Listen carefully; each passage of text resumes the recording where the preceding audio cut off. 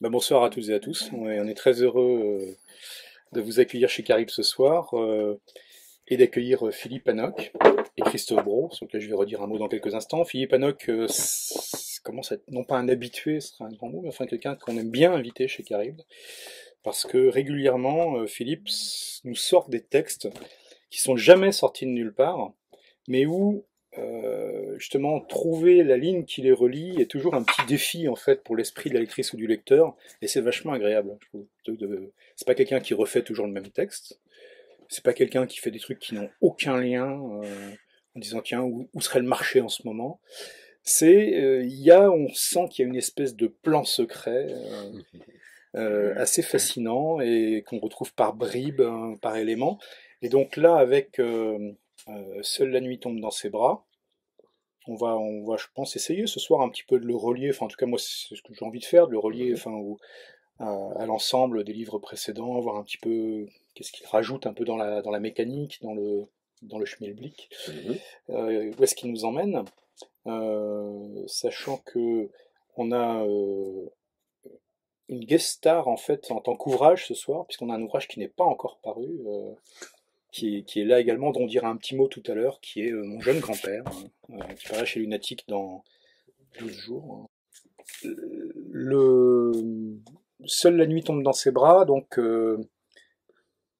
après moi je vais dire en deux mots ce que c'est, enfin si vous savez pas déjà tous par cœur, et puis après on va brûler tout ça. Bon, c'est l'histoire d'une relation virtuelle entre un homme et une femme nouée par et sur les réseaux sociaux, avec parfois l'aide un peu du téléphone et du mail, en soutien ou en aiguillon, et qui fait évidemment pas mal d'autres choses que de raconter une relation, même si ça raconte une relation.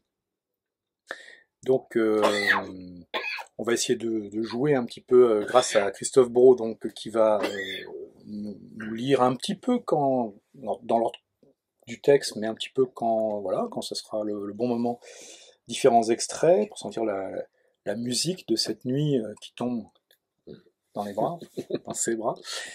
Moi,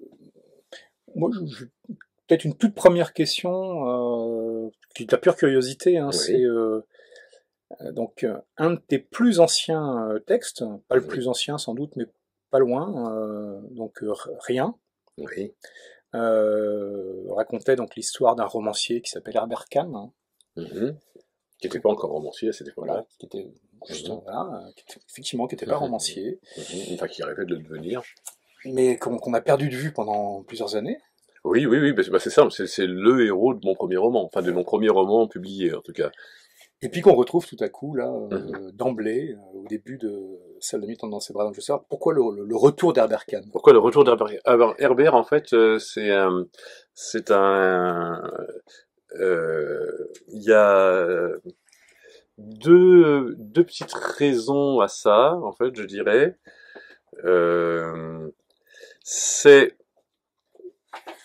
une espèce c'est un personnage une espèce de double dégradé de moi-même, donc à qui je prête certains de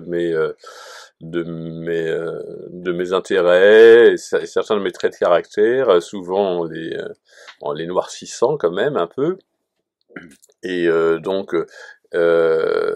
et puis c'est aussi le personnage que je sors deux fois, effectivement, là, sur 13 livres, en fait, je ne l'ai sorti que deux fois, au moment où j'ai envie d'écrire sur quelque chose qui est un peu, je veux dire, qui pourrait devenir racoleur, en fait.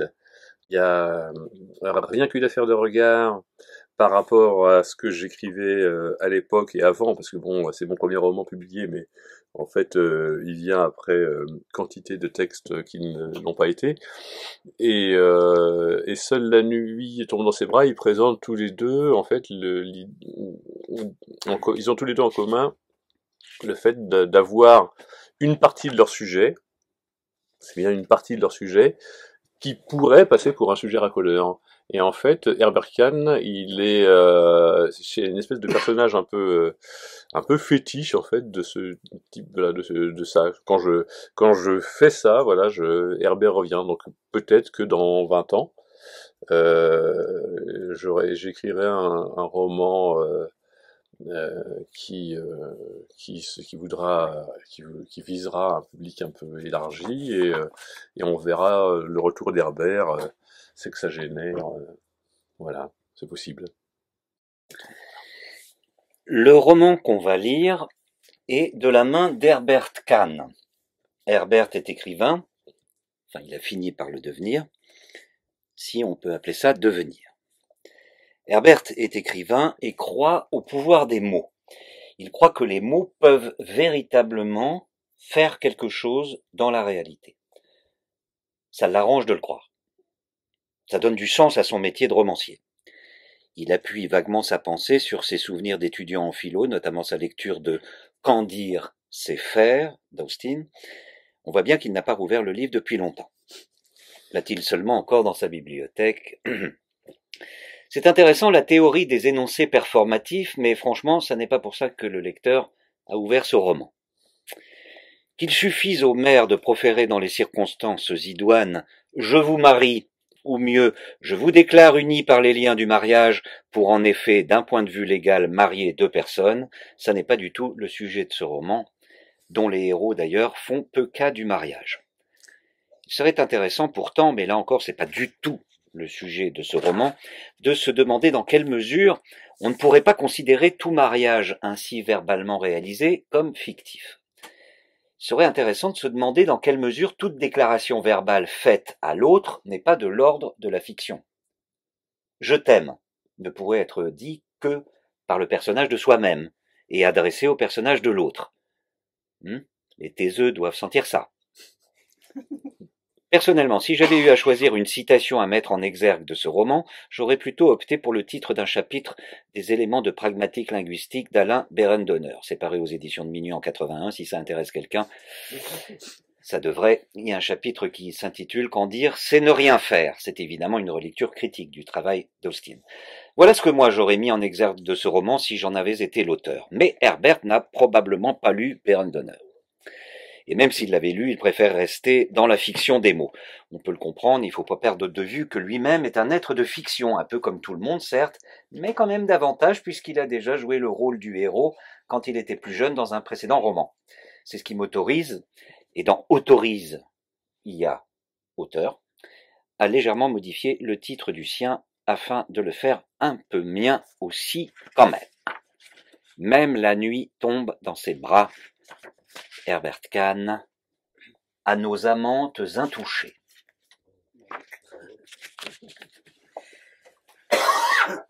Il avait tellement d'imagination qu'il n'avait pas besoin de l'avoir pour avoir peur de la perdre. Il relit sa phrase. C'est une belle phrase. Elle dit bien ce qu'il ressent là. Il va la poster sur Facebook et comme ça, elle va la voir. Elle va comprendre. Ce sera comme un cri murmuré, ce phénomène acoustique qui permet à deux personnes éloignées de s'entendre à l'insu de la foule qui les entoure, d'un pilastre à l'autre du Pavaglione dans la Tenda rouge de Bologne de John Berger. Et peut-être dans la réalité. Il va la poster sur Facebook. Et les autres, ses contacts, ses amis, croiront juste qu'il écrit un nouveau roman. Après tout, peut-être qu'ils ne se tromperont pas, peut-être qu'il écrit un nouveau roman. Oui, peut-être bien après tout qu'il est en train d'écrire un nouveau roman. Car s'il se regardait, Herbert, que verrait-il en réalité? Il se verrait assis devant son ordinateur en train d'écrire. Ce serait comme d'habitude à voir de l'extérieur. Ce serait comme si rien n'avait changé. Alors oui, peut-être tout simplement qu'il est en train d'écrire un nouveau roman. Un roman différent, pour une fois. Un roman d'amour même. Un vrai roman d'amour. Allez, un vrai roman d'amour impossible. Ou peut-être que. Il pleure un peu pourtant, mais une voix en lui, sa voix de lui, au-dessus de lui plutôt, sa voix de lui comme s'il se regardait depuis le plafond, lui dit que ça ne veut rien dire. Il peut pleurer, il peut bien pleurer, mais ça ne veut rien dire. Et pourtant, S'il s'interroge, lui, Herbert, assis sur sa chaise de bureau en train d'écrire à l'ordinateur, il doit bien reconnaître qu'il est triste. Mais si c'est un roman, si c'est une histoire qu'il est en train de se raconter, qu'il est en train de lui raconter, alors il vaudrait mieux qu'il commence à la raconter. Une double vie. Oui, il mène une double vie selon le cliché consacré. C'est drôle, lui qui s'est toujours dédoublé, qui s'est toujours regardé faire, regardé ne rien faire le plus souvent, lui qui a fini par s'inventer deux vies, comment dire, professionnelles, voilà qu'il avait fini par se retrouver coincé dans la double vie du cliché éculé. Un cliché éculé devrait être un cliché sans cul, étymologiquement parlant. Mais le sien en était plein, pourtant. Ou peut-être pas du tout, justement. Peut-être que c'était bien là le problème. Oui, il a longtemps cru avoir une double vie, mais dans un autre sens. Il y avait d'abord sa vie, celle qu'on appelle la vie privée. Privée de quoi, on ne sait pas, mais ça lui va bien à cette vie. C'est vrai qu'elle est toujours privée de quelque chose. Et puis l'autre vie, celle dont il rêvait adolescent. Celle qui, croyait-il, donnait du sens à sa vie, puisqu'on ne vit que pour donner du sens à sa vie. Celle dans laquelle il va tenter de redonner du sens à sa vie, tiens, encore une fois, en écrivant ce qu'il est en train d'écrire. Sa vie privée, c'était notamment sa vie de famille. Une vie de famille, tout simplement. Tellement simplement qu'il ne se posait aucune question, son esprit était ailleurs. Il avait une femme, Marie, qu'il l'aimait, c'était tellement réciproque que ça se disait pareil, et deux enfants, deux jumeaux encore petits, mais pour combien de temps, qu'ils avaient eu sur le tard pour avoir bien le temps de s'aimer avant. Mais lui, dans sa vie privée, il mettait aussi sa vie professionnelle. Professorale plutôt. Professorale des écoles même. Ça allait de soi pour lui que ça allait ensemble. D'ailleurs, c'était aussi un métier qu'il avait beaucoup aimé, même s'il a quand même ces dernières années sans doute moins. Mais bon, ça c'est une autre histoire. Donner du sens. Écrivain. Oui, il était écrivain, il était auteur. Et il l'est encore. On reste l'auteur de ce qu'on a écrit, à ce qu'il paraît. Mais c'est l'imparfait qui lui revient. Il était auteur. Parce qu'à présent, cette vie-là aussi, c'est comme si c'était une autre vie. C'est comme si tout ça était avant. D'ailleurs, même son dernier livre, paru il y a combien de temps 5 mois. Eh bien, il était bien paru avant Colline. Non, c'est mauvais ce qu'il écrit là. Non, mais qu'est-ce que c'est mauvais? C'est avec ça qu'il croit qu'il va redonner un sens à sa vie? Non, c'est avec des clichés du genre redonner un sens à sa vie qu'on redonne un sens à sa vie. Alors il est là, il se regarde trouver mauvais ce qu'il écrit et ne rien faire pour arranger ça. Il s'écoute se dire. Il écoute une voix chuchotée lui dire que ça aussi, ça donne du sens, que ce soit mauvais. Que ce qui est humain est mauvais. Quelque chose comme ça. Alors, il change rien. Deux vies, deux Herbert, professeur des écoles en banlieue parisienne, Herbert, écrivain relativement peu lu, mais publié quand même suffisamment pour faire envie, pour faire rêver, avec l'impression quotidienne d'être l'homonyme de soi-même. C'était peut-être pour ça que dans ses livres, tous ces personnages s'appelaient Herbert. Et puis Colline donc. Il faudrait d'abord raconter comment ils se sont rencontrés. Dans les histoires d'amour, il faut toujours raconter comment les amoureux se rencontrent. La rencontre amoureuse, c'est un incontournable du roman d'amour. Et là, c'est un roman d'amour qu'il est en train d'écrire. C'est un roman d'amour qu'il est en train d'écrire. C'est un roman d'amour qu'il est en train d'écrire. C'est un roman d'amour qu'il est en train d'écrire. Colline et lui, pourtant, ils ne s'étaient pas rencontrés. C'est comme ça qu'on fait en amour maintenant. On ne se rencontre pas parce qu'une rencontre sur Facebook, même si par la suite elle donne lieu à un vrai rendez-vous des corps dans un vrai décor, ça n'est quand même pas une rencontre. Ou alors peut-être que si. Bon, ils se promenaient sur Facebook Avenue et ils s'y sont rencontrés. On peut raconter une chose pareille? Après tout, même dans une rencontre sur Facebook, il y a des circonstances. La preuve, ils auraient tout aussi bien pu ne jamais s'y rencontrer. Ils auraient tout aussi bien pu ne jamais s'y rencontrer et ça aurait mieux valu. C'est ce qu'il pense là tout de suite au moment où il l'écrit. C'est ce qu'il vient de penser. Ou plutôt cette pensée de la traverser, sans même qu'il le veuille. s'il peut penser une chose pareille, ils auraient tout aussi bien pu ne jamais s'y rencontrer et ça aurait mieux valu cette pensée qu'il ne voudrait pas penser. C'est bien qu'une rencontre sur Facebook vaut pour une rencontre. Il n'y manque que le décor et la rencontre des corps. Alors le décor est un écran à bandeau bleu et les corps sont à distance. Le sien assis à son bureau où il est supposé écrire, celui de Colline sans doute allongé sur son lit, son smartphone à la main. Est-elle sur le dos? Sur le ventre? À vrai dire, il n'en sait rien, il ne la voit pas. Mais il l'imagine sur le ventre, oui. Pourquoi il n'en sait rien, mais il l'imagine sur le ventre. Mais si ça se trouve, il a tout faux. Et donc ils se rencontrent, ils deviennent amis. C'est comme ça que ça commence. On devient amis, et puis à l'occasion, on échange 2 ou 3 mots, guère plus, parce que lui n'est pas venu sur Facebook pour faire des rencontres, il y est venu parce qu'il a quelque chose à vendre. Ses bouquins, ils se vendent pas tout seuls. Il pourrait presque dire qu'ils ne se vendent pas du tout s'il ne connaissait pas d'autres auteurs qui réussissent l'exploit d'en vendre encore moins. Mais on lui a dit que sur Facebook, si on savait bien faire ça ça permettait de vendre un peu plus. Alors il a ouvert un compte à son nom, puisqu'il n'a pas pris de pseudonyme Herbert. Un seul nom pour 2 Herbert. Il y a combien de temps? À force, ça doit bien faire 4 ou 5 ans, peut-être plus, faudrait qu'il regarde. Faudrait qu'il regarde. En tout cas, ça fait pas mal d'années passées sur Facebook où il n'était pas question de Colline. Pas la peine d'en parler, donc ce serait complètement hors sujet. Le sujet, c'est Colline, et là, tout de suite, c'est sa rencontre avec Colline sur Facebook qu'il doit raconter. Alors vas-y, raconte. Il y a un problème? Oui, il y a un problème. Le problème, c'est qu'il ne se rappelle plus du tout, mais alors plus du tout les circonstances de sa rencontre avec Colline. Mais il sait à peu près à quelle période ça a eu lieu, mais dans quelles circonstances, plus du tout. Et même si les circonstances actuelles avaient été différentes, ça n'aurait pas été la peine de demander à Colline. Il s'en souvient pas non plus. Ne pas se souvenir de la rencontre, cela signifie-t-il que la rencontre n'en était pas une? Dans la vie, celle qu'on appelle vraie, on se souvient des rencontres qui comptent. Non? Pas toujours? Ils en avaient parlé une fois pour alimenter le vide de leur conversation, de comment ça s'était fait. Tu te rappelles comment on s'est rencontrés? Oui, oui. Eh bien, c'est par Jean-Pierre.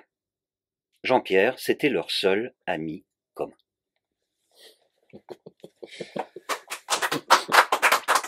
Bravo.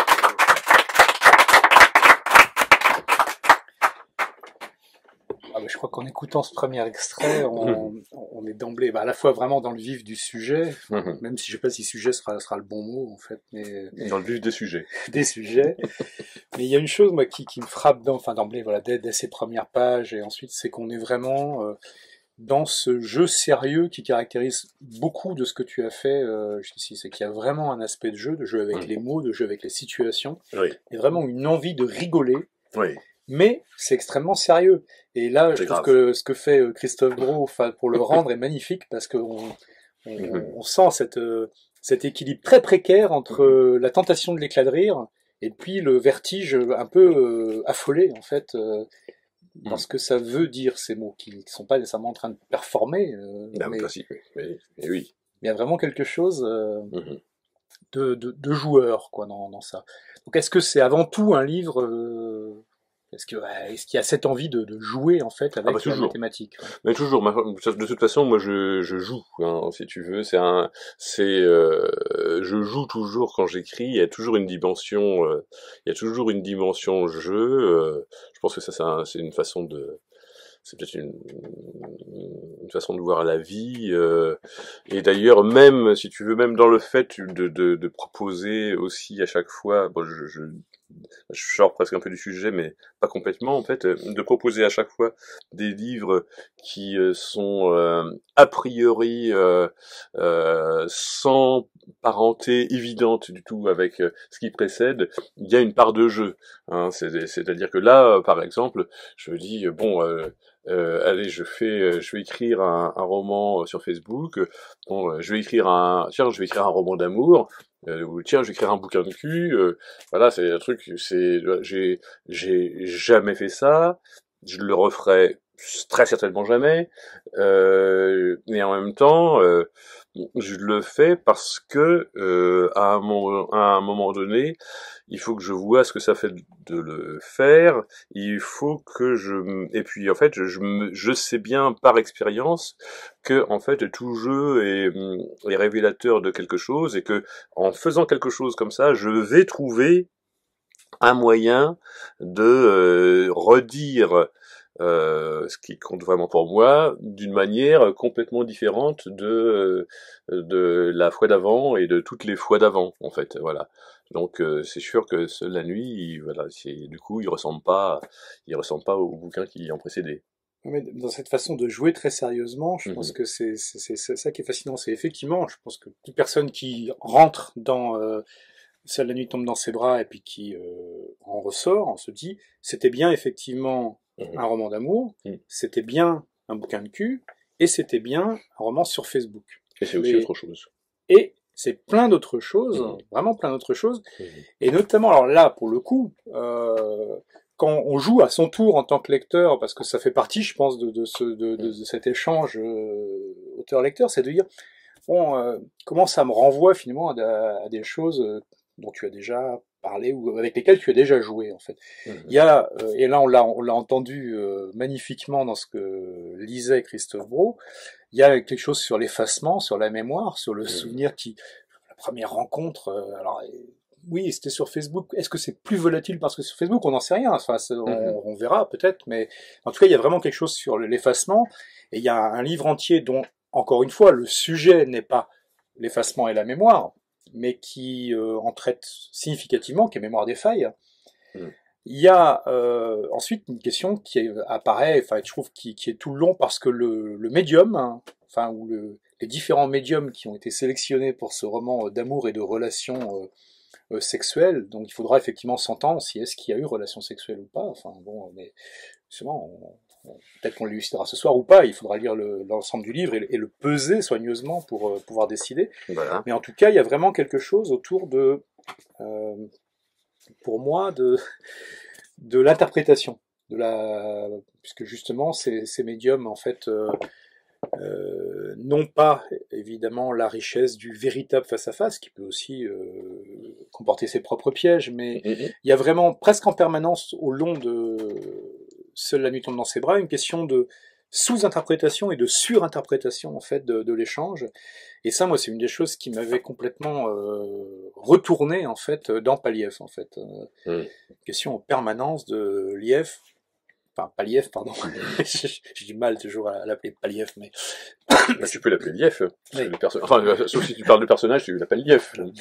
Liev, Mhm. qui ne sait jamais, et nous on est perturbé avec lui, même si on a le surplomb qui nous permet d'avancer dans le roman, mais de savoir si on est en train de surinterpréter ou de sous-interpréter ce qui se passe. Mhm.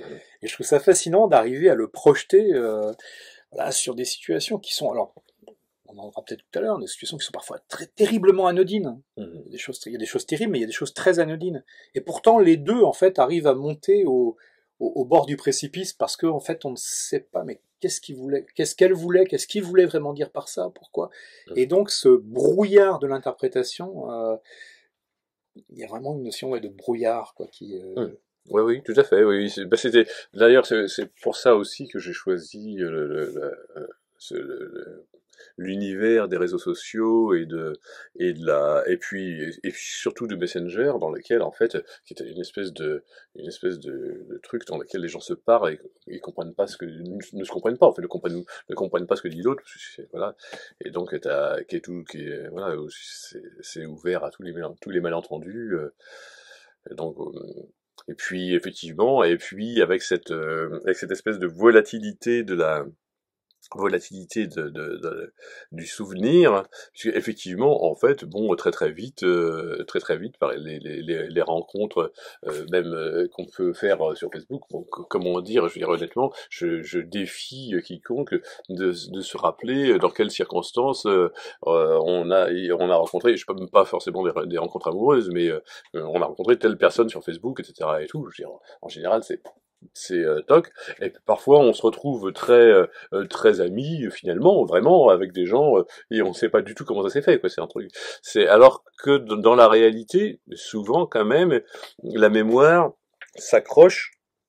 Mais elle s'accroche à quoi? Elle s'accroche à des détails matériels. C'est ce qui lui permet et qui sont finalement qui n'ont pas forcément plus de sens, en fait. Hein. Et elles vont s'accrocher à un décor physique, à un lieu, à un sentiment, je sais pas, à une pluie qui faisait à ce moment-là et qui donc va aider qui va rafraîchir la mémoire, hein, voilà.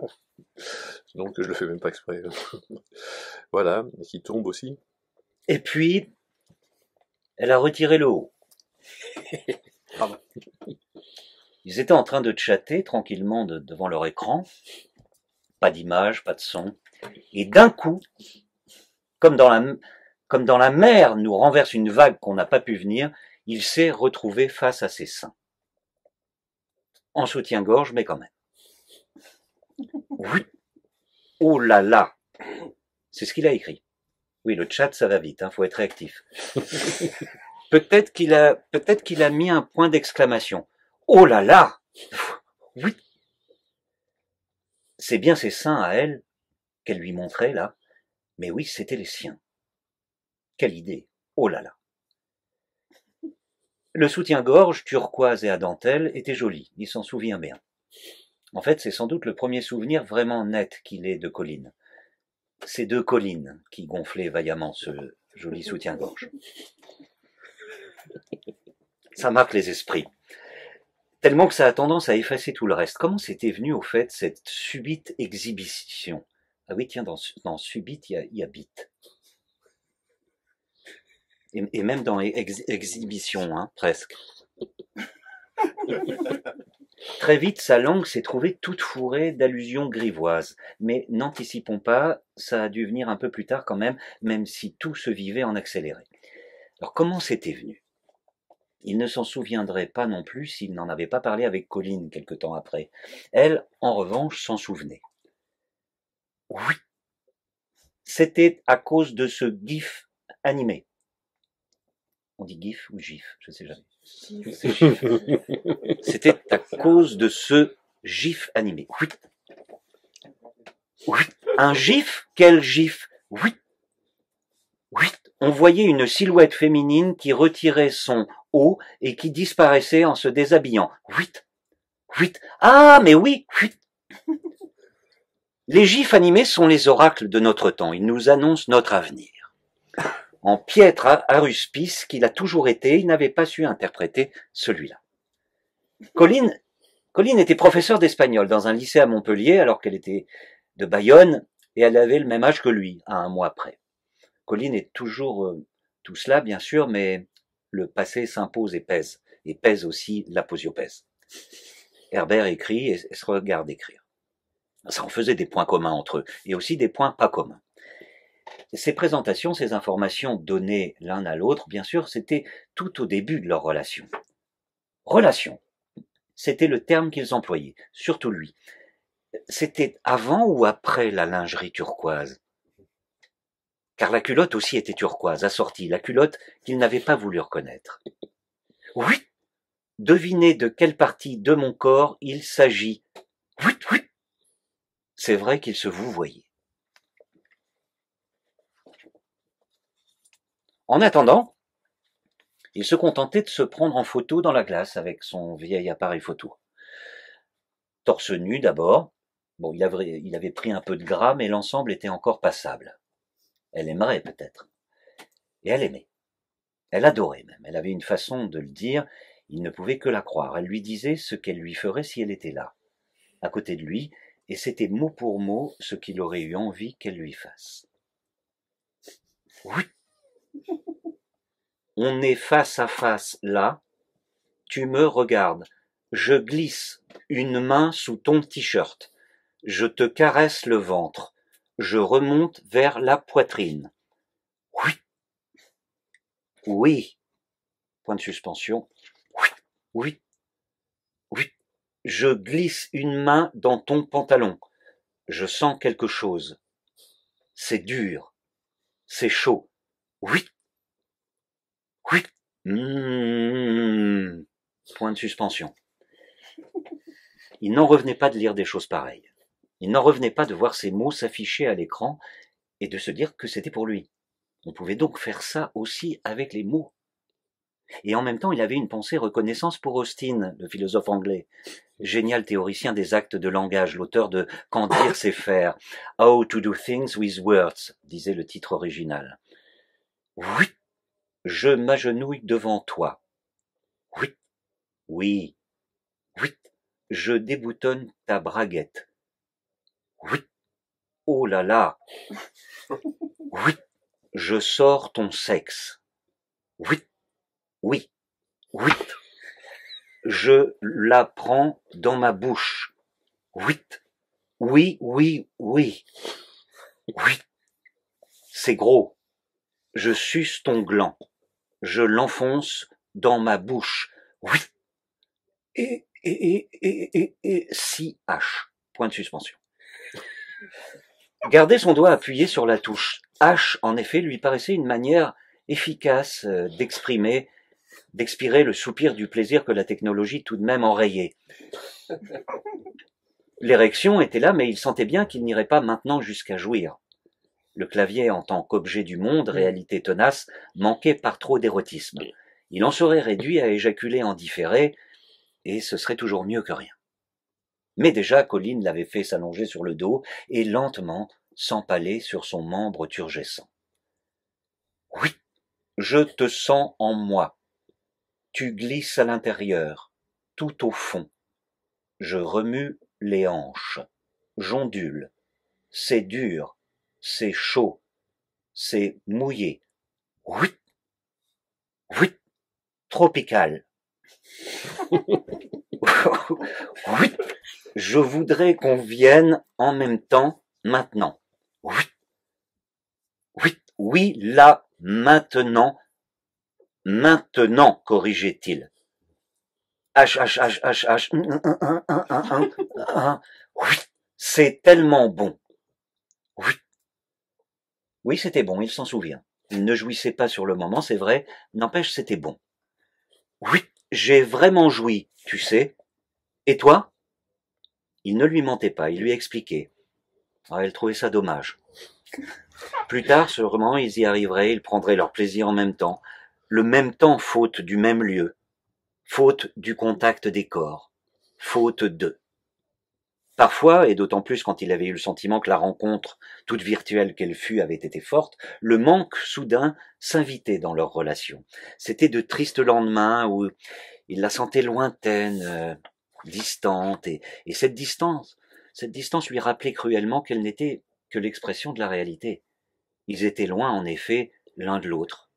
Il ne pouvait pas dire le contraire, et pourtant non, il l'avait là, toute présente à sa pensée, et il se savait présent dans la sienne. La distance n'en était-elle pas abolie?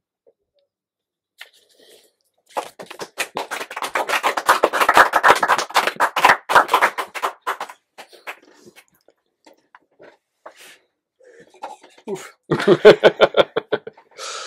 Oui, en fait là c'est intéressant dans le travail que ça nécessitait là, c'était alors, en fait c'est beaucoup de boulot hein, l'écriture en chat pour arriver à donner l'impression donc parce que c'est le chat c'est forcément très pauvre. Alors il fallait arriver alors moi en plus je suis plutôt un auteur qui écrit en fait souvent enfin qui parfois j'ai des livres qui sont très écrits et donc là il fallait arriver à essayer de retrouver une espèce de niveau zéro de l'écriture et que tu as très bien rendu dans la partie de chat. Ouais, avec tous ces H. Avec tous ces H, voilà, qui sont effectivement voilà, ouais. Et puis même avec les fautes, parce que c'est maintenant, corrigeait-il, voilà, maintenant. Ah bon, oui, parce que j'ai même inventé des fautes. Excusez-moi, oui. Oui, j'ai inventé des fautes de frappe. Oui, là, maintenant, voilà. Oui, par souci de réalisme. Ça fait aussi partie. Alors ça, c'est aussi un de mes dadas de temps en temps, de revenir à une espèce de réalisme, d'hyper-réalisme en fait, où il faut qu'on y croit plus que tout. Donc il y a quelques.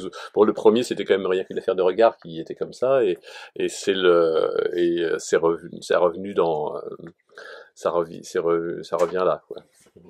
Et une des Puis choses enfin, oui, qu'on sent là, enfin, y compris dans cette façon justement de gérer, c'est que bien que, à ma connaissance, tu te réclames pas spécialement de l'Oulipo, enfin, hmm, non, mais il y a quand même enfin j'ai rien contre. Hein. un goût pour une écriture sous contrainte, où en fait, Hmm, alors les contraintes sont éventuellement, enfin, comme souvent, hein, ouais. secrètes, hein, Mhm. où tu les gardes pour toi, mais on sent qu'il y a quelque chose de l'ordre de la conduite forcée, où Ouais. tu vas te dire, tiens, là, il faut que ça fonctionne et que j'arrive à faire fonctionner le truc, quoi. Mhm. Enfin, C'est-à-dire qu'en fait, j'ai une conscience aiguë de la contrainte dans l'écriture. Pas que dans l'écriture d'ailleurs, j'ai une conscience aiguë de la contrainte, hein, je veux dire, même dans la vie, hein, faut toujours essayer de vivre sans respirer, par exemple. C'est pas facile, hein, on y arrive une minute, et puis après, au-delà, une minute trente, bon, et puis après, ça devient difficile. Donc, c'est quelque chose dont j'ai une conscience aiguë. Et là où je rejoins tout à fait les Oulipiens, c'est que la contrainte, ça fait partie de toute façon, quoi qu'on veuille, de l'écriture. À partir du moment où on pose un mot sur la feuille, on est contraint par le mot qu'on a écrit. Donc du coup, tant qu'à faire d'être contraint, autant choisir un peu ces contraintes et essayer. Et donc du coup, j'ai tendance effectivement à m'imposer une sorte de cahier des charges assez précis dans la manière d'écrire. Alors dans des contraintes qui, dans certains livres, peuvent aller jusqu'à des contraintes grammaticales. Là, c'est pas le cas. Mais mais qui sont toujours des contraintes effectivement là on sort pas du récit de d'Herbert, sauf dans la petite préface que Christophe a lu tout à fait au début. qui présentait le même trois ou quatre abîmes Voilà, qui présentait trois ou en quatre moins de deux abîmes, pages. voilà, en même temps. Donc, hop, on est dans un temps qui est limité, et puis il y a une espèce de construction aussi qui joue en fait sur le rapport entre le moment de l'écriture et ce qu'il vit en même temps. Donc et ça c'était un des trucs aussi les plus délicats, hein, c'est-à-dire qu'en fait lorsque Herbert commence à écrire le roman, en fait il en est à un moment T de son histoire avec Colline, et en fait plus il écrit, bien sûr, plus le temps passe, parce que écrire ça prend du temps, et donc il est plus à ce moment Ça T de son diverge. histoire. Oh, pardon. Non, non, mais ça diverge en fait, Voilà, il y a une divergence. ça diverge, et en fait, ça permet des effets de surprise, parce qu'en fait, ce qu'il croit être le dénouement au moment où il commence son livre, c'est pas forcément le dénouement, puisqu'en fait, il se passe du temps entre, et que donc en fait, le livre évolue, et du coup, c'est pour ça qu'il y a deux parties, voire trois, en fait, avec très nettement séparé, avec une espèce de petite partie entre les deux. Et ça joue là-dessus, en fait, c'est sur le moment de l'énonciation, comme diraient les linguistes. Je mets sur ça parce qu'on va revenir souvent sur la contrainte de dénonciation, enfin, Oui. qui a été annoncée d'ailleurs, enfin, c'est pour ça que moi, c'est une chose enfin, que j'aime beaucoup dans ce que tu fais, c'est que généralement tu poses les cartes sur la table en fait d'une façon assez rusée Mm. dans les 5-10 premières minutes du livre. Donc là, il y a pas de tromperie, il n'y a rien dans les manches, là Mhm. tu le dis, en plus ça Ah va oui. parler effectivement de performativité et de non-performativité, mais en même temps ça me fait vraiment le même effet, curieusement, hein, que... Alors qu'un truc, où il y a aussi une question d'électronique, mais je vais pas en dire plus parce que peut-être parmi vous il y en a qui n'ont pas lu Vidéo Plateau, et si c'est pas le cas, il faut vraiment que vous le lisiez parce que c'est assez extraordinaire. Là, il y a une contrainte secrète qui apparaît quand elle apparaît, hein, pour tout un chacun. Parfois, elle apparaît jamais. Ce qui n'empêche pas, d'ailleurs, il y a des Mais- gens qui ont adoré mais voilà, sans rien voir, ce qui est très bien, ce que je trouve super. mais où il y a vraiment, il se passe quelque chose sous nos yeux, et effectivement, on y prend un énorme plaisir, c'est super drôle, c'est super bizarre. On sent bien qu'il y a une anguille sous roche, on est capable de mettre ou pas un nom dessus, mais dans tous les cas, soit on s'est vraiment beaucoup amusé en se disant, qu'est-ce que peut bien être la contrainte qui est à l'œuvre, qu'on devine, ou soit quand on la voit tout à coup, c'est l'espèce de révélation en se disant waouh. Et depuis le début, en fait, il me mène en bateau au nom de cette contrainte. Voilà, donc je vous en dirai pas plus, hein, mais parce que. Ah, de toute façon, en fait, moi, je suis plein de fantasmes, hein, mais mes fantasmes sont pas exactement ceux qui apparaissent de manière explicite dans ce livre-là, par exemple. Et mais le fait est que j'ai un fantasme de la magie.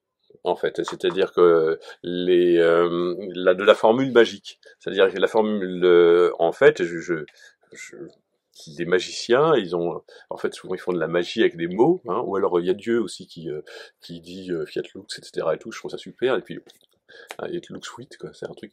Et en fait, moi j'ai envie de faire pareil. C'est-à-dire que j'ai envie de prendre des mots et avec des mots de faire des choses, tu vois, de faire des choses et de faire des choses au lecteur aussi. Hein, voilà, c'est-à-dire que de prendre et puis voilà, j'ai un peu ce fantasme-là de faire un truc, faire un truc au lecteur. Je le dis, ça m'est apparu de manière très nette en fait dans quelque chose qui est de l'ordre de l'inconscient, mais que j'ai écrit tout à fait à la fin de Mémoire des failles. Les derniers mots de Mémoire des failles le disent.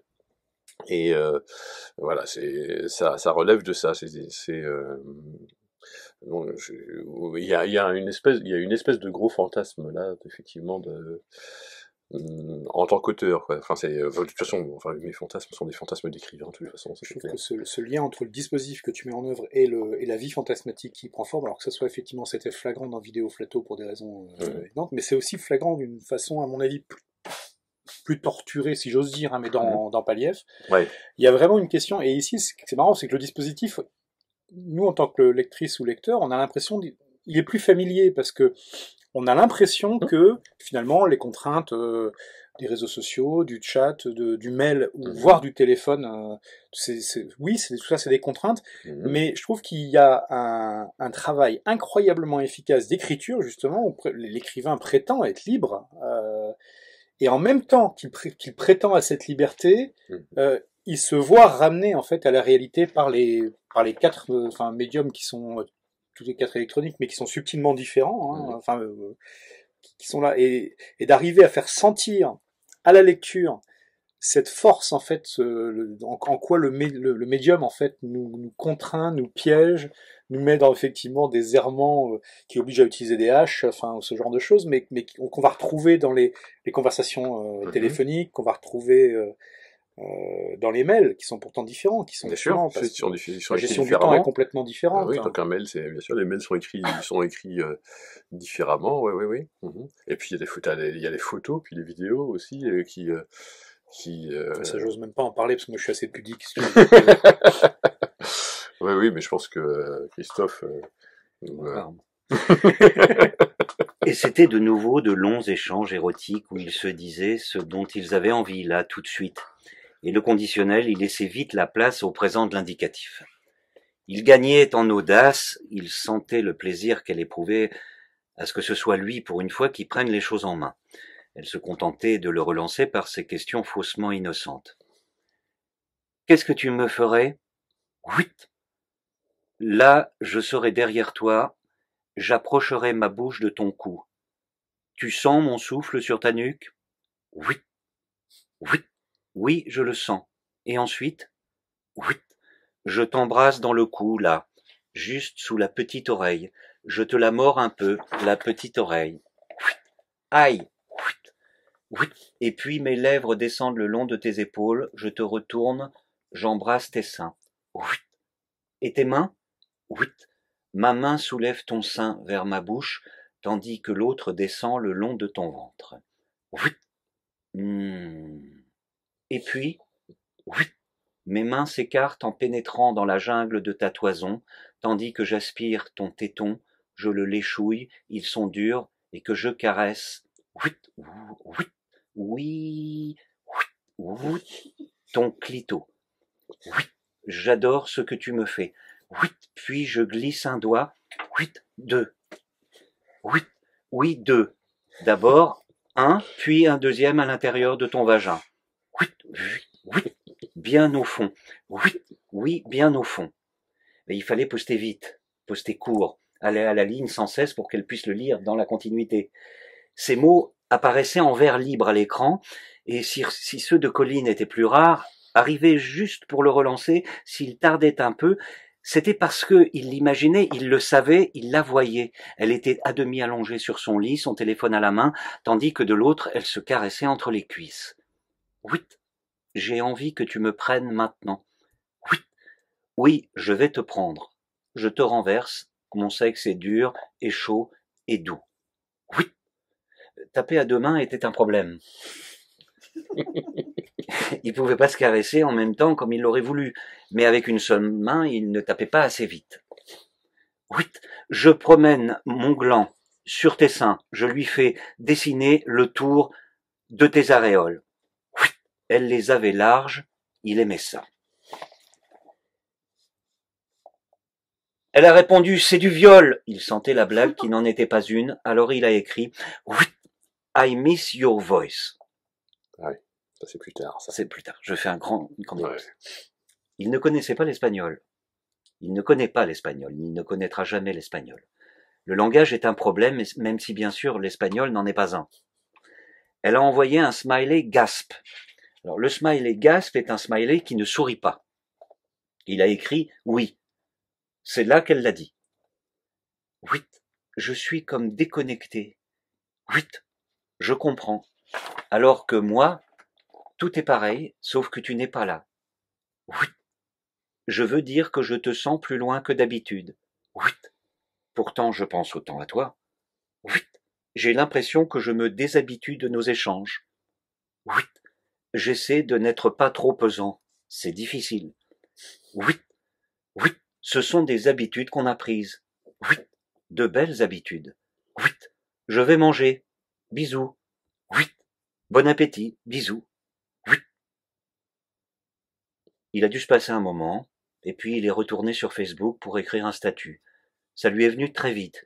Il a écrit « Il avait tellement d'imagination qu'il n'avait pas besoin de l'avoir pour avoir peur de la perdre. » Ce qui est en fait la première phrase de la première partie, et donc là, voilà, et donc ça fait une espèce de boucle à l'intérieur du roman, c'est-à-dire que là, en fait, il est arrivé, on arrive dans l'histoire au moment où il va pas tarder, puisque là, pour le moment, c'est juste un statut Facebook, mais ensuite, il va pas tarder à se mettre à écrire le livre, en fait. Et après, il y a le temps de l'écriture qui joue, en fait, sur le temps du roman. En fait, donc, avec ça aussi, c'était un truc qui était un peu délicat à mettre en place. Il fallait arriver à faire en sorte qu'il y ait une espèce de cohérence temporelle entre le moment de l'écriture et le temps qui avance dans l'histoire. Ça, bon, en fait, ça intéresse pas le lecteur, mais techniquement, techniquement pour arriver à le faire bien, c'était pas évident, ça. Tu veux dire ça? Tu veux que je lis ça, là? Bah, tu peux. Ah oui, tu veux que je lise ça maintenant, là? Si tu veux. Alors, ça, c'est un mail, ça, qui lui envoie.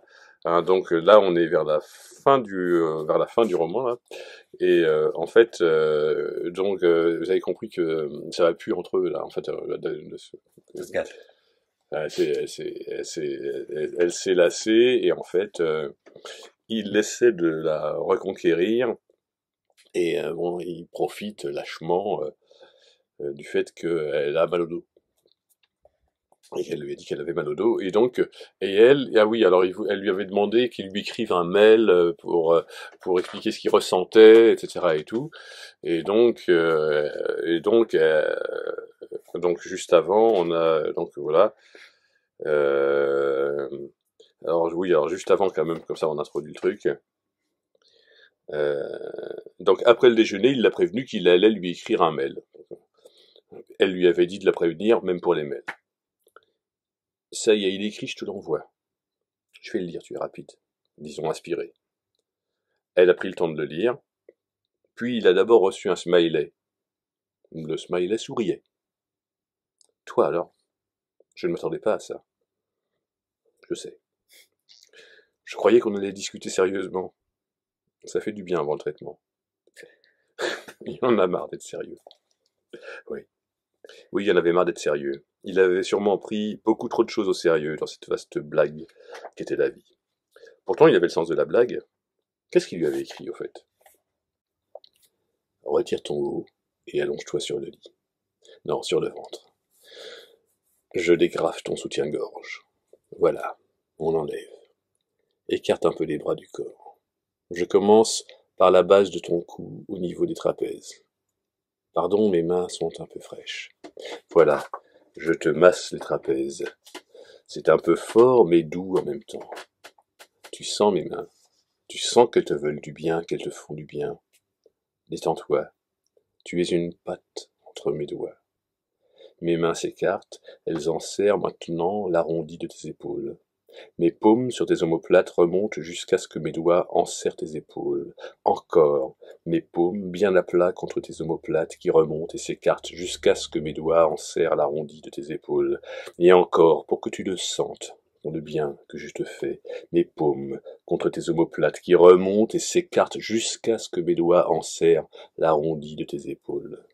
Tu sens comme ça te fait du bien? Bien sûr, le mal est là, encore. Je ne peux pas vraiment te l'enlever, mais il se tient à carreau. Il ne fait plus son fier, il ronge son frein.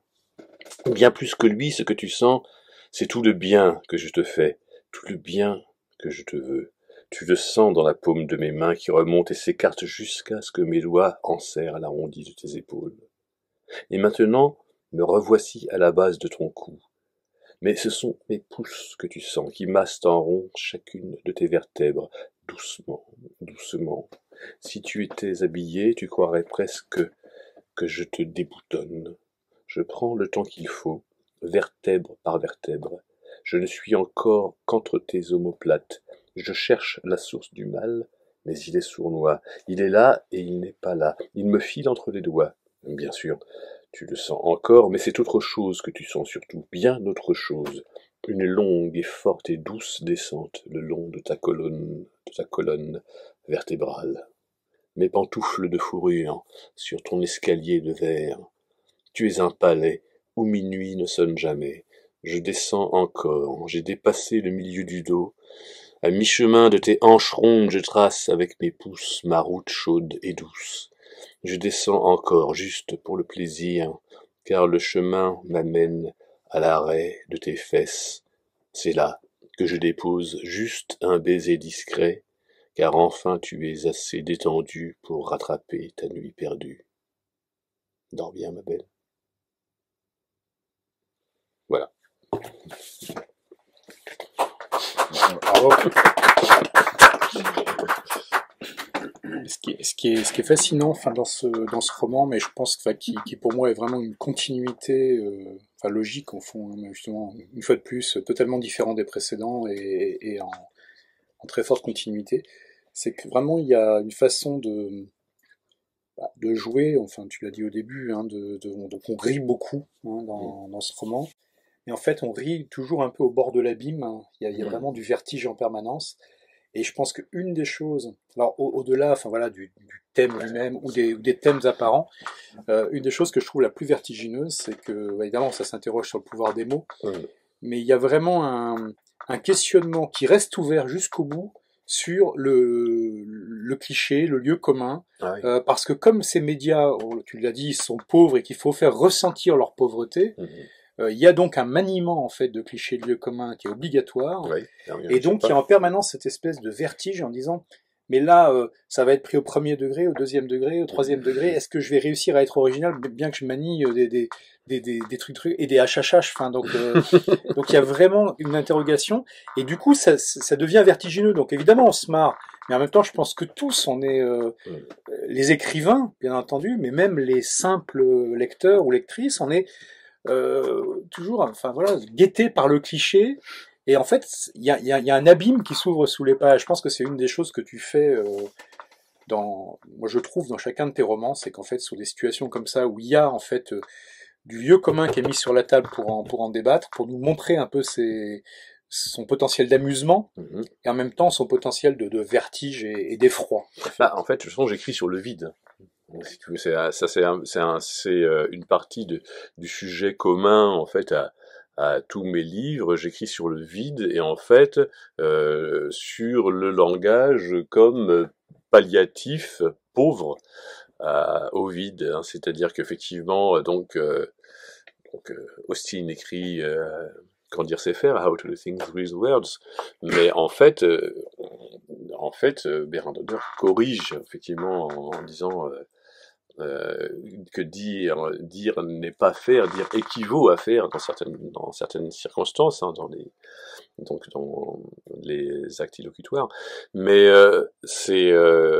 voilà. Et en fait, ça fait d'ailleurs, donc c'est très drôle parce qu'il y a ce livre-là qui paraît, donc je peux faire Voilà, je peux faire le lien improbable entre les deux, puisque en fait c'est donc ça, vous avez compris que on peut dire que c'est un roman d'amour, ou que c'est un roman sur Facebook, sur les réseaux sociaux, sur les relations virtuelles, etc. et tout. Et en fait, ça, c'est pas un roman, c'est un recueil c'est ma lecture, en fait, des cartes que mon grand-père écrivait à ses parents lorsqu'il était prisonnier de guerre du printemps 1916 jusqu'à l'armistice, en fait, donc en Allemagne. Et en fait, je me suis rendu compte en relisant ce livre-là que là il y a aussi une référence à Austin et à Bérard Donner que je cite aussi dedans. Je m'étais même pas rendu compte que je citais j'ai la référence à la pragmatique linguistique qui était dans les deux livres, mais en fait elle est là parce que précisément en fait dans les deux cas il s'agit de livres sur le vide et de combler en fait de combler le vide par la parole, hein, puisque bon là il s'agit d'un jeune homme qui n'a rien à dire puisqu'il est prisonnier et donc il ne se passe rien du tout, hein, et donc en fait il passe son temps à écrire, il écrit les 6 cartes auxquelles il a le droit par mois. Et en fait, dans ces cartes, il dit à peu près tout le temps la même chose, hein, à savoir, donc il dit les cartes qu'il a reçues, donc en fait c'est très autoréférentiel, il dit les cartes qu'il a reçues, les lettres qu'il a reçues, les colis de nourriture qu'il a reçus, dans quel état sont arrivés ces colis, il donne des conseils pour les prochains colis, et sinon il dit ce qu'il a fait, mais en fait ça se réduit à quasiment rien, puisqu'il fait rien, enfin, forcément, s'il est en prison, il est emprisonné. Et en fait, finalement, ça sert à dire quoi? Ça sert juste à dire, bon voilà, je suis vivant, je pense à vous, je vous aime, vous pensez à moi, voilà. Et en final, on n'est pas si loin. On n'est pas si loin de La nuit tombe dans ses bras, dans laquelle on a deux personnages qui sont dans une situation qui est très dérisoire. En fait, il y a aussi une espèce d'enfermement social parce qu'en fait, ils n'ont pas le courage ni le désir d'aller au-delà de cette relation purement virtuelle, hein, ce qu'on peut très légitimement trouver triste. Et en fait, il se retrouve dans un espace. Alors là, c'est un espace très délimité. Même, je donne les dimensions et tout de la petite carte postale. Et là, c'est dans le cadre extrêmement pauvre et limité de la messagerie de Messenger. Voilà, et plus effectivement des photos que Christophe n'a pas voulu nous lire, tu nous as pas lu de description de photos, voilà, parce que je trouve que c'est un peu des morceaux de bravoure là-dedans, les descriptions de photos, Faut qu'il reste des mais choses voilà, à découvrir. donc tu ne les lis pas. Je pourrais tout lire. Tu ne les lis pas, non, je me suis bien amusé à faire les descriptions de photos, et je me dis, voilà, ouais. Moi, je voulais vraiment remercier Christophe Brault parce que Ouais. je pense là, il nous a vraiment donné à entendre une dimension supplémentaire, c'est-à-dire de nous faire vraiment sentir à quel point ce texte se déplace juste à la limite entre l'ironie, la ruse et l'éclat de rire, et en même temps une forme de peur du vide, vraiment, donc, qui touche au vertige au sens propre, quoi, hein. Et je trouve que d'arriver à la lecture, c'est une chose de s'en rendre compte, mais effectivement, c'est plus lent. Et là, il y a une force, de la voix et du jeu, en fait, avec ça, qui la rend beaucoup plus perceptible encore. Donc vraiment, c'est magnifique. Je voulais remercier Philippe, évidemment, d'avoir écrit et de nous avoir fait partager quelques-uns des secrets de fabrique, en fait, de ce texte. Alors vous aurez tous saisi que c'est un texte qui est absolument jouissif à plein de sens du terme, en fait, de lire, mais que c'est également un texte qui, justement, étant à la fois relativement provoquant et extrêmement intelligent, et un texte qui fait un peu un cadeau parfait, hein, donc faut pas hésiter pour les fêtes à en acheter 3 ou 4 ou 5, hein, chacun, et puis je propose qu'on continue la conversation autour d'un verre ou plusieurs, hein, enfin, et en tout cas vraiment merci beaucoup. C'est moi Hugues. Merci, merci, et puis Christophe. Merci. Je peux poser une petite question? Bien sûr, évidemment, hein, ça va de soi. Très très rapidement. Oui. Est-ce que vous n'avez jamais songé après avoir entendu monsieur dans ce morceau de bravoure, littéralement, vous n'avez pas songé à le faire jouer, simplement? J'aimerais bien. Parce que là, ça m'a tout de suite venu à l'esprit. Bon, vous êtes comédien, probablement, évidemment. Oui, c'est mon métier. Donc, j'ai bien compris. Mais là, c'est quelque chose ça paraît presque évident à vous entendre, quoi. Il faut trouver Colline. Parce que là, il faut Colline. vous discutez avec votre double, hein, c'est assez curieux, d'ailleurs, hein, c'est assez schizophrénique comme situation. Parce que là, vous parlez avec lui, c'est votre double. Aussi. Là, vous êtes en lui présence aussi, de votre double. Lui aussi, c'est mon double. On est presque jumeaux. Présentement, donc, il y a une espèce d'effet quadruple, là. Oui. Vous voyez ce que je veux dire? Oui, non, mais tout à fait, il y a Berkane qui est double, vous qui parlez à votre double. En fait, oui, tout à fait, oui. Il y a quelque chose d'effet miroir qui est assez extraordinaire. Et alors, ça pourrait très très bien, bon, alors évidemment, je suppose qu'il faudrait un minimum d'adaptation, mais moi j'ai tout de suite vu une pièce. Hein. Oui, mais moi de toute façon j'ai beaucoup de goût pour le théâtre, hein, et bon d'ailleurs on est pratiqué le théâtre d'amateur pendant des années, et c'est vrai que dans l'écriture je pense que ça se sent, hein, c'est toi qui as lu à haute voix pas mal de mes textes. Il y a une oralité évidente. Voilà, c'est oui. Vous avez prononcé le mot magique là tout à l'heure, c'est énonciation. C'est l'oralité, là, c'est vraiment dans le dire. Hein. Ah oui, tout à fait. C'est-à-dire qu'effectivement, la formule magique, c'est quelque chose qui se prononce à l'oral. C'est un truc, c'est l'abracadabra. Oui, voilà, c'est l'abracadabra. C'est un truc, voilà. Vous savez que c'est un terme hébraïque qui veut dire il a fait comme il a dit.